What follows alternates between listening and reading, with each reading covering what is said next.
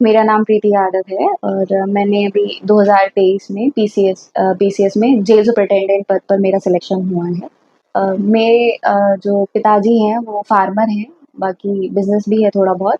और हम 5 भाई-बहन हैं और मैं 4th नंबर पे हूँ। मेरे 3 बड़े भाई हैं और एक छोटी सिस्टर है। मेरे सभी भाई-बहन की शादी हो चुकी है। वो मुझसे छोटी हैं, उनकी शादी हो चुकी है। शादी के बाद जैसे छोटी बहन की अगर शादी हो जाती है तो बड़ी बहन पे तो प्रेशर पड़ता ही है शादी का। तो वैसे पारिवारिक में भी यही था कि मुझे ये बोला गया था कि आखिरी साल मिल रहा है आपको तैयारी के लिए और उसके बाद हम शादी का देखेंगे। और समाज की तरफ से तो बहुत ही ज़्यादा नेगेटिव ही था।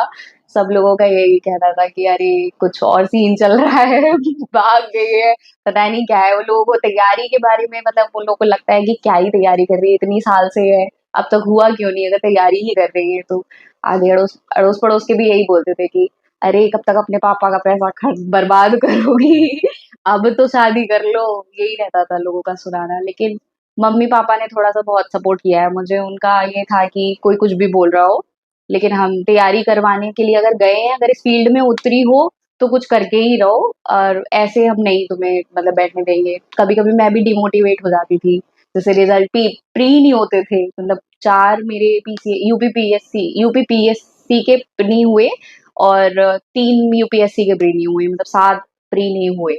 उसके बाद फिर ये 5वां अटेम्प्ट था मेरा प्री का और उसके बाद मेंस हुआ और इंटरव्यू हुआ और पहली बार में ही मेरा हुआ सिलेक्शन प्री के बाद। तो कहीं-कहीं डिमोटिवेट होती थी, लेकिन ये था कि घर वाले थोड़ा डाँटते भी थे, लेकिन फिर समझाते भी थे, फिर मोटिवेट भी करते थे।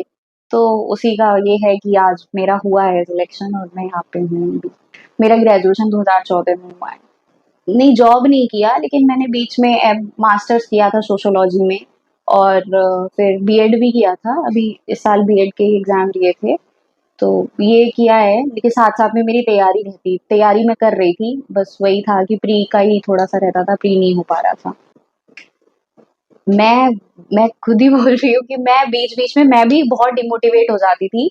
एक ये 2019 वाला लोअर पीसीएस था, उसमें मेरा हुआ था, लेकिन फाइनल लिस्ट में मेरा नाम नहीं आया था, जिसकी वज़ह से मैं 3 महीने थी डिप्रेशन में। तो उस टाइम पे मुझे ऐसे मतलब कभी भी रोना या कभी भी कुछ भी हो जाता था। लेकिन उस टाइम पे मेरे फैमिली ने मुझे बहुत सपोर्ट किया था कि हमेशा यही बोलते थे हिम्मत मत हारो। अगर तैयारी की है, पढ़ाई की है तो कहीं न कहीं तो कामयाब होगी। बस तुम हिम्मत मत हारो। तो उनका ये रहता था कि कोई बात नहीं, हो गया, अब चलो अगले से दोबारा से स्टार्ट करो, फिर से करो। कुछ ना कुछ तो होगा ही, अगर पढ़ाई की है तो ज़रूर होगा।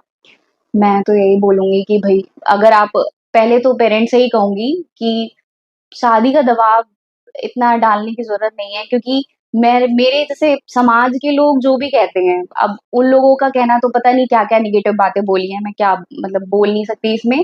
तो लेकिन ये है कि मेरे माँ-बाप थे, उनको मुझ पे भरोसा था। उन वो मेरे पीछे थे कि हाँ, भई जो हो रहा है हम देख लेंगे, जो कुछ बोल रहा है बोलने दो। आप अगर तैयारी कर रहे हो, आप अपना वो माइंडसेट लेके चलो कि जब आपका हो जाएगा तो यही लोग जो हैं वो आपके बारे में अच्छा-अच्छा बोलेंगे।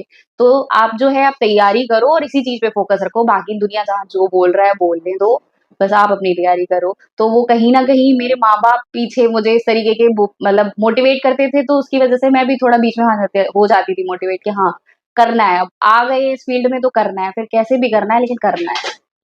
मैं मुझे नहीं पता मैं उनसे बात मेरी तो होती नहीं है, मुझे तो बस सुनने को मिलता था कि इसने ये बोल दिया, उसने वो बोल दिया। मेरी ऐसी कोई बात किसी से होती नहीं है, बाकी अगर उनको पता चलेगा या चला है मुझे नहीं पता, मतलब मैं तो घर वालों को ही बताया है, बाकी मैंने नहीं बताया किसी को।